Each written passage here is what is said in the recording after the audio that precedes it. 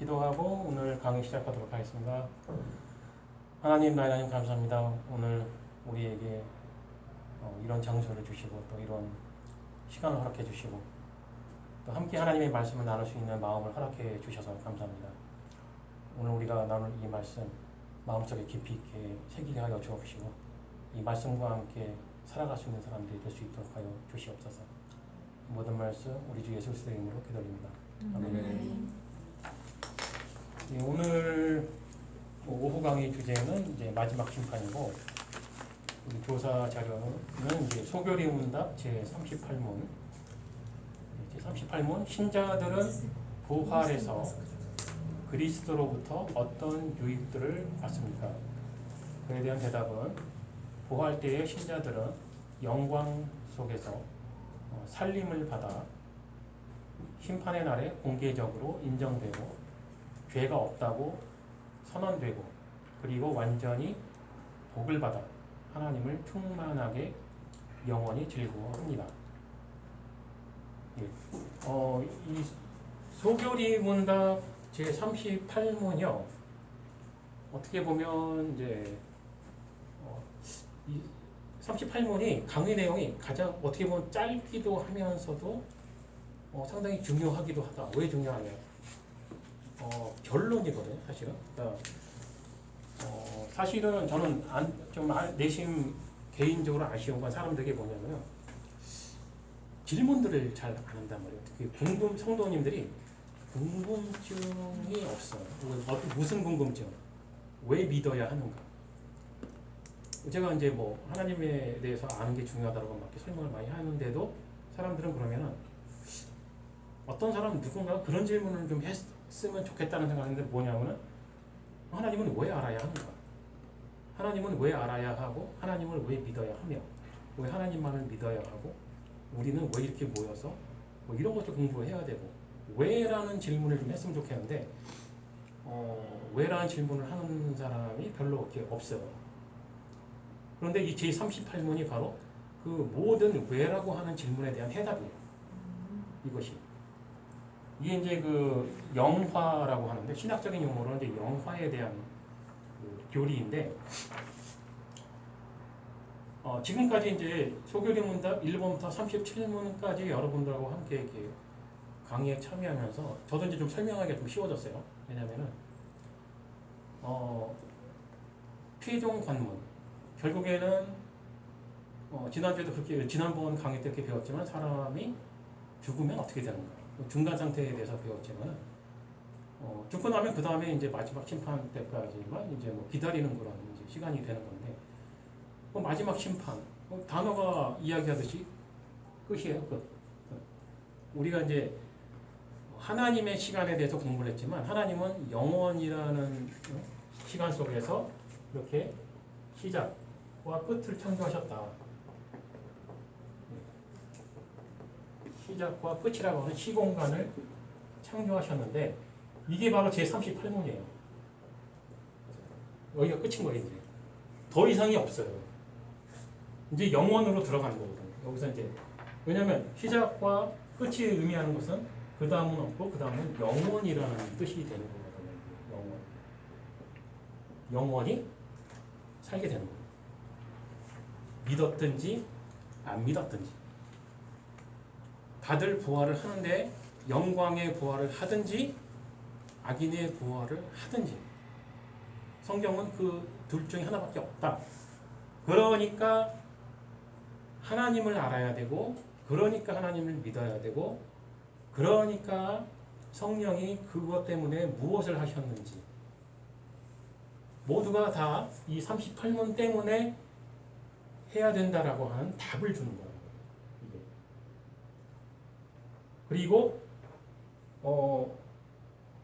우리가 세상의 학문도 마찬가지지만은 뭐든지 뭔가를 시작할 때는 그래서 궁극적인 목적이 무엇인데 라는 그 목적이 주어져야 되잖아요. 뭔가를 공부할 때면 내가 뭔가 되기 위한 그 목표 때문에 공부를 시작을 하는 거잖아요. 자격증을 위한 공부도 마찬가지고 공무원 시험도 마찬가지고 공무원이 되려고 공부하는 거잖아요. 그렇듯이 한 사람의 죄인이 이 세상에 태어나서 살면서 하나님을 알게 되고 믿게 되고 성도의 생활을 하게 되고 성화의 삶을 살아야 되는 그러한 이유가 무엇인가? 무엇 때문에? 목표, 그것이 무엇인가? 결국에는 성경이 말해주는 건 뭐냐? 왜냐? 후화를 하게 되니까 결국에는 누군가의 의견이 필요가 없단 말이에요. 얘기예요. 나는 부활 싫은데요. 그냥 쭉 자기 해주세요. 그래봐야 소용이 없다는 거죠. 그거는 그 사람 개인의 생각이고 문제는 그 모든 것의 주인이 하나님이시기 때문에 하나님이 결국에는 모든 사람을 부활로 부르신다는 게 성경이 해주고 있는 말이란 말이죠. 그러니까 믿어야 한다. 그러나 좀 정확하게 알고 믿어라. 그런 말이 되는 거예요. 마태복음 24장 44절. 그래서 예수님께서 이러므로 너희도 예비하고 있어라. 생각지 않은 때에 인자가 오리라. 우리 요한계시록 22장 10절. 이것들을 증거하시니가 가라사대 내가 진실로 속히 오리라 하시거늘 아멘 주 예수의 오시옵소서. 이런 구절을 보면 사람들은 그러죠. 아유 뭐 2000년이나 전 예수님 이 말씀은 2000년도 넘었는데 아직까지 안 오는데 그렇지만 하나님의 시간을 공부한 사람들은 이게 무슨 말인지 알잖아요. 하나님에게는 모든 순간이 영원한 현재이다 보니까 우리가 느끼는 2000년이라는 시간의 텀이 없어요. 그거는 우리의 생각이고 하나님에게 모든 게 다 현재예요. 언제고 도달하게 될 이 마지막 순간도 하나님에게는 지금의 현재로 보고 계신단 말이에요.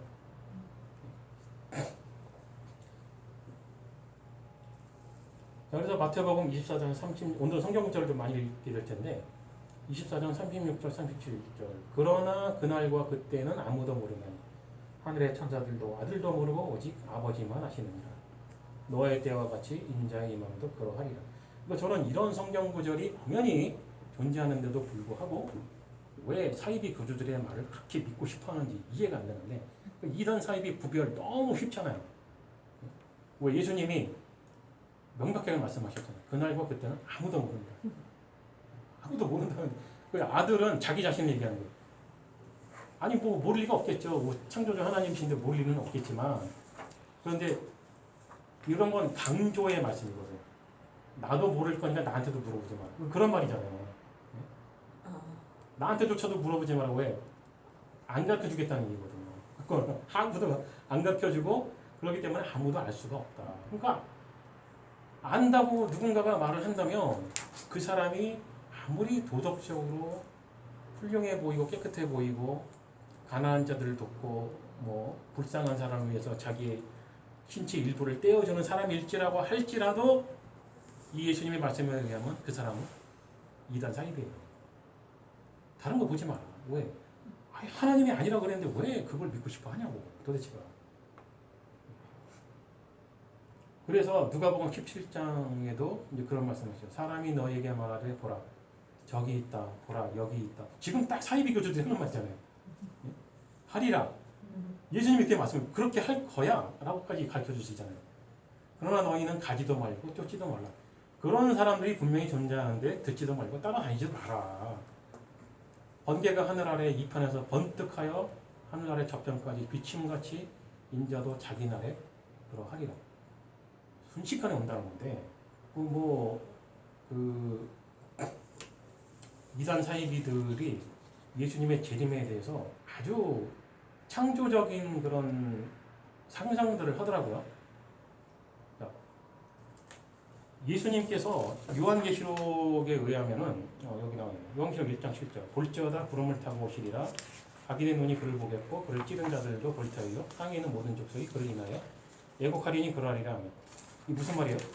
부활하신 그 몸을 모시겠다는 거잖아요. 그러니까 육체가 있다는 거예요. 그럼 세상 모든 사람의 눈이 그 육체를 볼 거라는 거예요. 그런데 우리가 알고 있는 유명한 그 신천지가 뭐라 해요? 영이 온대잖아요. 근데 왜 그런 말을 믿는지 모르겠어. 왜 성경은 안 읽고 그런 말을 그렇게 믿고 싶어 할까? 그 다음에 또, 자, 이런 거에 의하면은, 뭐, 이렇게, 휴거설도 마찬가지예요. 지금 휴거설에 대해서 말을 하기는 시간이 너무 짧아서 내가 말을 못하겠지만, 그것도 믿을 바가 못 돼요. 뭐냐. 뭐 공중재림 뭐 이런 걸로 이렇게 이야기를 많이 하는데 오늘 제가 주일학교 설교 시간에 그런 얘기했지만은 하나님의 성령이 어떻게 사람 마음에 임하느냐, 어떻게 우리 안에 거하게 되느냐, 논리적으로 말이 안 되잖아요. 그런데 우리 안에 거합니다. 결국엔 그 열쇠 키는 뭐였어요? 하나님의 말씀이었단 말이죠.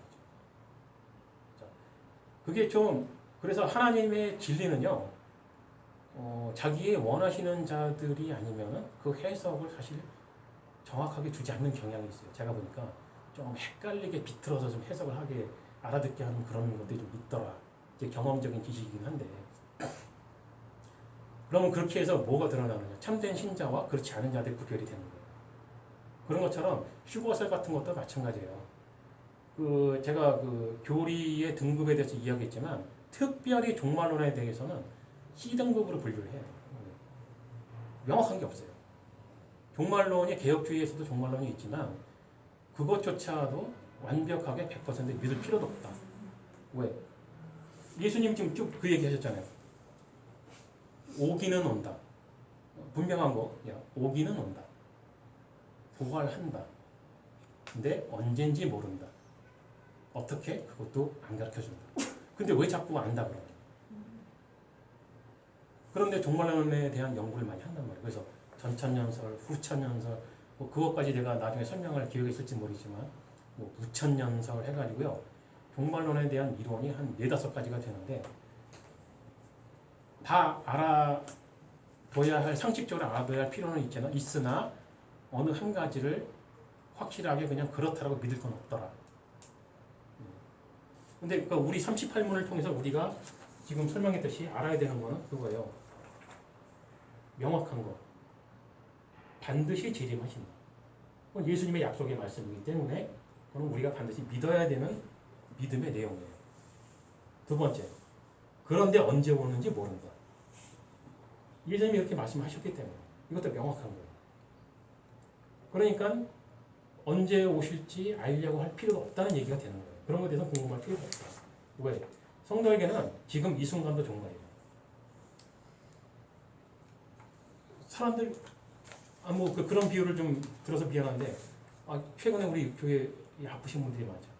그럴 줄 누가 알았어요? 사람의 몸이라는 건 그렇게 약해요. 강한 것 같지만 개개인으로 봐서도 지금 이 순간이 다 종말이에요. 이게 갓 태어난 아기부터 지금 나이 많으신 어르신들까지 누구에게나 다 종말은 똑같아요. 전 세계적으로 올 종말이 분명히 있으나 그건 우리가 걱정할 필요가 없어요. 사실은. 왜? 그거보다 내가 더 중요하다. 내가 지금 내일 당장 어떻게 될지 모른단 말이에요.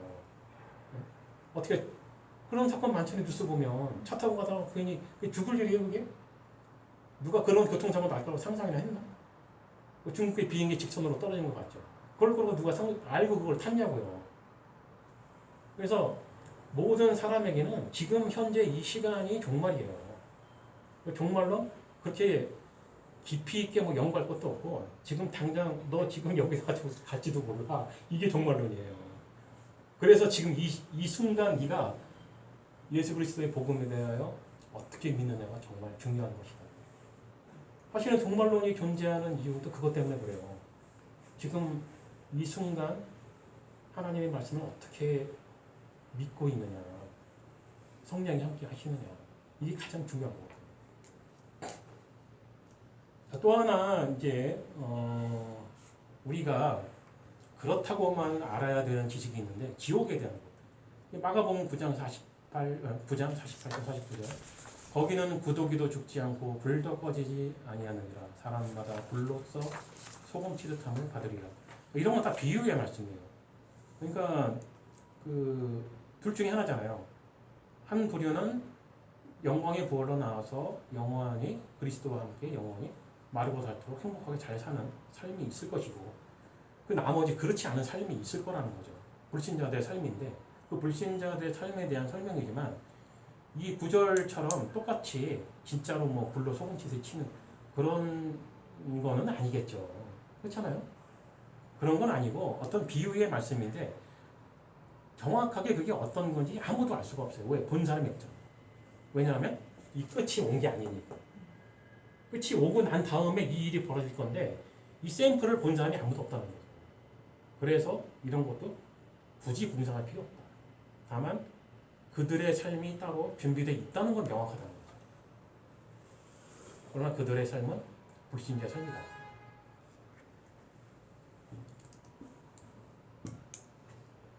자, 그리고 이제 그 심판, 마태복음 12장 36절, 37절 보면 내가 너희에게 이르노니 사람이 무슨 무익한 말을 하든지 심판날에 이에 대하여 심문을 받으리니 네 말로 의롭다 함을 받고 네 말로 정죄함을 받으리라. 이 말이 진리 중에 진리인데 우리가 그 소교리 문답 제1문에서 그걸 공부했지만 하나님을 저주하는 삶을 사는 사람, 그 사람의 삶조차도 하나님께 결국엔 영광을 돌리는 삶이다. 성경이 설명하는 삶이에요. 우리가 보기에는 적그리스도예요. 적그리스도는 뭐 그리스도를 반대하는 사람을 적그리스도라고 하는 거예요. 특별하게 뭐 종말론을 이렇게 음모론을 주장하는 사람들처럼 어느 특별한 한 사람이 적그리스도로 등장해서 세계를 지배하고 뭐 그렇게까지 생각할 필요 없어요. 적그리스도는 그냥 그리스도를 반대하는 사람이 적그리스도예요. 근데 그 인터넷 보면은 이제 적그리스도 카페 막 그런 블로그 이런 거 있잖아요. 근데 올라가면 학문적으로 연구를 했어. 예수가 왜 가짜인지. 지금 그 얘기하는 거예요. 그러든지 말든지. 이게 굉장히 심각한 거예요. 그러니까 여러분들 그 파스칼 알죠? 파스칼. 수학자이자 철학자이자 신학자이자. 이 사람이 천재잖아요. 천재인데 공부를 하다가 나중에 결국은 신학에서 끝났어요, 이 사람이. 근데 불행히도 이제 개혁주의는 아닌데, 근데 이 사람이 추구했던 거는 카톨릭 교회 내에서의 개혁이었어요. 그래서 그 사람이 주장한 내용은 사실은 정확하게 우리 개혁주의 신학하고 똑같아요. 똑같은데 소속만 카톨릭이었어요, 이 사람은. 이 사람은 카톨릭을 개혁하고 싶었던 거예요. 근데 그게 욕심대로 되나? 그건 안 되는데. 그래서 그 파스칼이 한 말이 있어요. 모든 이성적인 특별히 학자들은 하나님을 믿어야 된다. 왜 믿어야 되느냐? 생각을 해보자는 거예요. 자, 하나님을 믿으라 그래서 믿었다 치자. 어느 날 죽었어요. 죽고 보니까 아무것도 없어. 성경이 말하는 것처럼 천국에 있는 것도 아니고 지옥에 있는 것도 아니고 아무것도 없더라. 그냥 먼지가 돼서 그냥 끝. 파스칼이 무슨 말이냐? 그런 경우 그닥 손해볼 거 없다는 거죠. 왜? 그냥 좀 속았을 뿐이야. 그 이후에 뭔가 고통당하는 거 없잖는 얘기예요. 두 번째 예를 들더라고요. 그 다음에 그런데 죽었어. 성경이 말한 대로 죽고 나서 눈을 떠보니까 내 앞에서 나를 맞이하러 온 존재가 마귀야. 어떡할 거냐? 파스칼이 말하는 건 그거예요. 중요한 핵심 한 가지. 누구나 죽는다는 거죠. 근데 죽고 나서 뭐가 있든 없든 둘 중에 하나라는 거죠. 아무것도 없을 수도 있고 뭔가 있을 수가 있는데 아무것도 없는 건 그냥 좀 소각구나 하고 넘어가면 된다는 거죠. 그냥 아무것도 아니니까. 근데 눈을 떴는데 천사가 아니고 마귀가 어서 와 기다리고 있었어. 이러면 어떡할 거냐는 거죠. 그래서 모든 이성이 있다라고 하는 사람이라면 누구나 하나님을 믿는 게 옳다.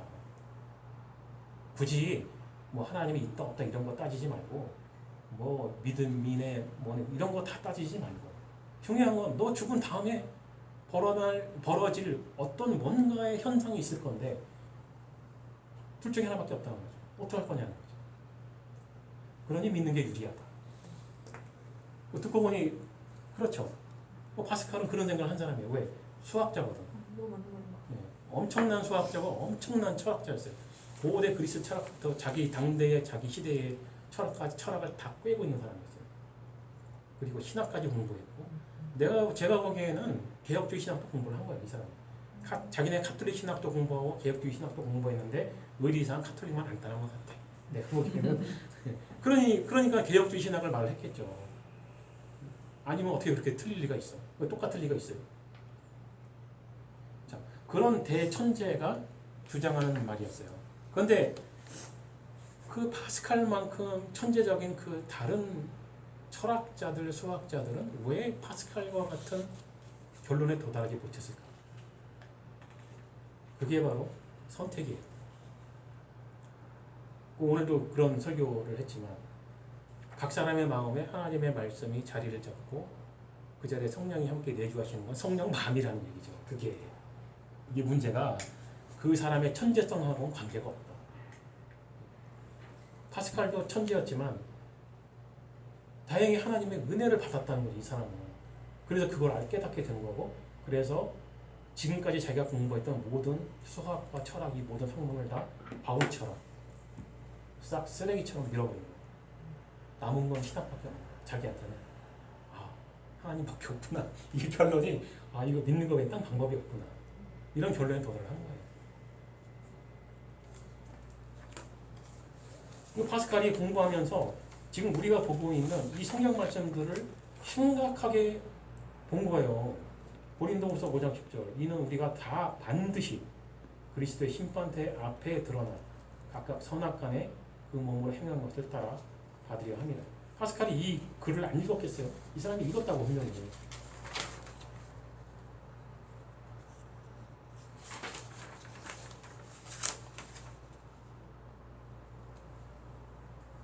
자, 여기에서 이제 우리의 믿음에 대한 위로의 말씀. 예수님께서 지금 쭉 설명하셨잖아요. 다 죽을 것이다. 그 다음에 천국이 있을 것이고 지옥이 있을 것이고 영광의 부활이 있을 것이고 악인의 부활이 있을 것이고 이 마지막 날이 있을 것이고 그래서 믿음에 대한 위로의 말씀을 주시는 거예요. 로마서 8장 1절 2절. 그러므로 이제 그리스도 예수 안에 있는 자에게는 결코 정죄함이 안 나요. 이는 그리스도 예수 안에 있는 생명의 성령의 법이 죄와 사망의 법에서 너를 해방하였으니 왜 믿어야 하는가? 바로 이거예요.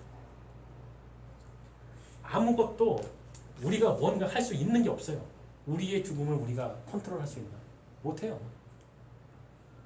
생명이 있는 모든 존재는 자기 스스로가 살아있는 게 아니기 때문에 하나님께 그 생명을 받았기 때문에 걷어가시는 그 날에 무조건 걷어가게 돼 있어요.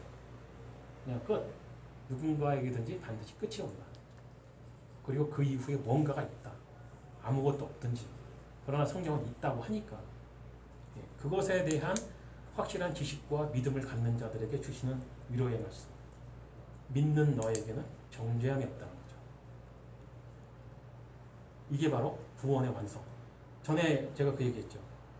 구원이라는 것은 딱 어느 한순간을 구원이라 할 수 없다.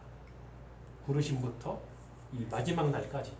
이 마지막 날이 이제 성화의 끝이잖아요. 성화의 단계를 끝이면서 우리가 우리의 육체의 생명이 끝나는 날. 이게 성화의 끝이고 구원의 완성의 날입니다.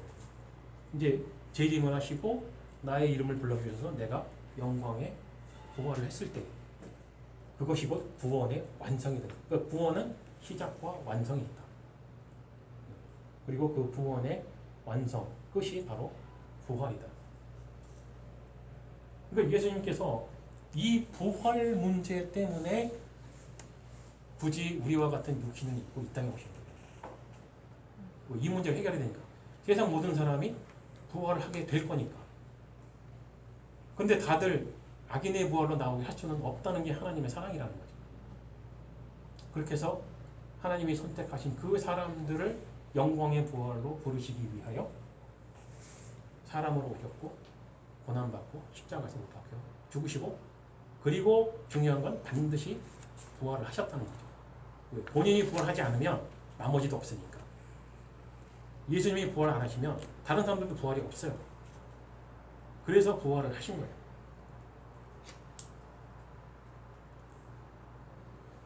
이 마태복음 25장 46절 이제 마지막 구절인데 저희는 영벌에 의인들은 영생에 들어가리라 하시니 심플하잖아요. 심판 사실 간단하잖아요. 영벌 아니면 영생. 사실은 아담과 하와가 죄를 딱 짓는 순간 몽땅 다 영벌이었어요. 그렇잖아요. 아담 이후로 모든 조상이 다 죄를 짓고 태어나기 때문에 하나도 빠지지 않고 다 영벌. 그래서 희망이 없었던 거예요. 그래서 예수 그리스도가 희망입니다. 그래서 구세주인 거예요. 뭐 질문 있습니까? 지난주 거 지나갔는데 네. 그 뭐지? 중간 상태 네. 있는 동안에는 그냥 그 신자는 중간 상태에서 쉬는 거잖아요. 그럼 불신자는 지난주 설명한 건데. 네 까먹었어요. 애들까지 헷갈려. 중간 상태에서 뭐, 벌을 받고 있다고. 지옥의 상태에 있죠. 근데 그 오늘도 그 얘기했지만은 네. 지옥의 상태가 어떤 상태인지 우리는 명확하게 알 수가 없다는 거죠. 그런 게 있다는 건 성경이 말을 하는데 그게 딱히 어떤 상태이고 모양이다는 아무도 말을 할 수가 없다는 거죠. 근데 제가 자신 있게 말할 수 있는 것은 하나님과 함께 있지 않는 것 자체가 이미 벌이에요. 인간에게는. 아 그리스도와 함께 있지 않으니까. 중간 상태에서 행복할 수 없고 하나님께 상응하지 못하는 상태이기 때문에 그거 자체가 이미 지옥이다. 사실 오늘 그 주일 예배 설교 때도 좀 더 끔찍하게 말하려다 말았는데 그러니까 하나님께 사랑받지 못한 상태 자체가 지옥이라는 걸 말을 하고 싶었지만 그건 꼭 참았어요. 제가. 뭔가 이상하는데 하셔도 됐을 것 같은데 애들은 별로 신경 지옥이라고 안 생각 안 할 것 애들 그래서 없을 예전에 그래서 좀 농담인데 그 지금 중간 상태 지나고 나서 이제 들어가서 그러니까 죽음의 유익이 그거잖아요. 천상의 예배. 그러니까 지금 예배 드리고 말씀 듣고 기도 그러니까 즐겁게 그걸 즐기면서 하나님과 완전한 교제를 하는 거잖아요. 근데 어떤 신학대 선생님이 그런 거라면 나는 천국 안 가고 싶다고 예배 드리기 싫으니까 천국 가면 계속 이제 하나님 듣고 예배하고 교제하고 이런 상태니까 지금 생각하면 그건 재미가 없다. 그게 왜 천국일까? 이해는 돼요. 왜 그렇게 말을 했는지 이해는 되는데 근데 아까 뭐 그 얘기 나오잖아요. 그런 얘기를 하든지 말든지 중요한 건 끝이다. 문제는 그런 게 온다. 그러니까 애들한테 그렇게 얘기하셔도 그러니까 알니까 우리는 그게 끔찍한 거라 생각하지만 애들은 하나님과 함께 있지 않은 듯한 게 끔찍하다는 생각을 안 할 것 같아요. 글쎄요. 저는 개인적인 느낌으로는 그렇게 쉽게 판단을 안 하려고 하지만 우리의 아이들 중에 몇 명이라고는 할 수는 없지만 적어도 한두 명 정도는 조금 깊이 있게 생각하는 아이들이 있는 것 같다는 생각이 들더라고요. 그래서 그런 아이들은 어떤 쇼크가 될 수 있는 말은 조금 자제하는 게 좋다. 왜냐하면 그게 평생 기억에 남을 수가 있어요. 맞아, 또 어릴 때 들은 거는.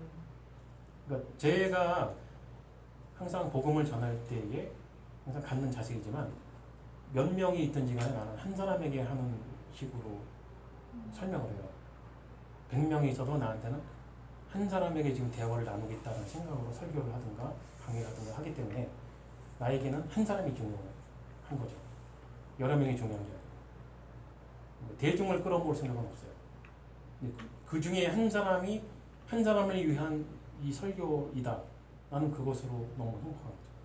그래서 한 사람에게 이야기하듯이 항상 조심을 하는 편이기 때문에 그런 게 있다. 근데 그 요즘에 제가 아이들 대면 예배하면서 제가 받는 느낌은 주목하지 않을 것 같은 애들이 주목을 하는 경우가 있더라고요. 설교하다 보면 이렇게 얼굴들을 보잖아요. 전혀 아닐 것 같은 아이들이 집중하는 경우를 봐요. 쟤 왜 집중하지? 좀 그런 생각도 하는데 좀 생각들을 하는 것 같더라고요. 아닌 것 같으면서도 표현을 잘 못해서 그렇지 아마 그런 게 아닐까. 제가 지금까지 봐온 사람들 중에 참 믿음이 있는데도 불구하고 이걸 말로 잘 표현 못하는 사람들이 있더라고요. 어떤 사람들 설명을 잘하고 근데 어떤 사람은 분명히 믿고 있는 그 내용도 설명을 잘 못해요. 말로는. 근데 어떤 상황이 닥치면 행동으로 그 자기 신앙을 표현하는 사람들이 있더라고요. 그래서 섣불리 나 개인은 누가 진짜 믿음이 있다 없다를 판단을 안 해요. 내가 판단해봐야 잘 맞지도 않고 이걸 찝어낼 만한 능력이 있는 것도 아니고 해서 그래서 이 말씀을 전하는 자들은 항상 기도하는 마음으로 전할 수밖에 없는 거죠. 그래서 다른 건 지금 그럼 일단 기도하고 강의를 마치겠습니다. 하나님 나님 감사합니다. 오늘 우리가 마지막 날에 대해서 함께 말씀을 나눠보았습니다. 세상 모든 존재에게 반드시 다가올 그날, 그날 때문에 하나님께서 사람이 되셨다는 것을 우리가 생각을 해보았습니다. 수많은 사람들이 우리 주 예수 그리스도가 세상 모든 사람을 구원하기 위해 왔다는 그런 헛된 공상들을 하고 있습니다. 그리고 자기의 사랑하시는 자, 자기의 백성을 구원하기 위해 이 마지막 날 때문에 그렇게 오셨다는 것을 우리가 좀 더 깊이 있게 깨닫고 알게 하여 주옵시고 이 말씀을 반드시 우리와 함께 이야기를 나눌 사람들과 진실되게 나눌 수 있도록 하여 주시옵소서. 이로써 우리가 왜 믿어야 하는지, 무엇 때문에 우리가 이렇게 시간을 들여 공부를 해야 되는지 알게 하여 주시옵소서. 이 모든 말씀 우리 주 예수 그리스도 이름으로 기도합니다. 아멘.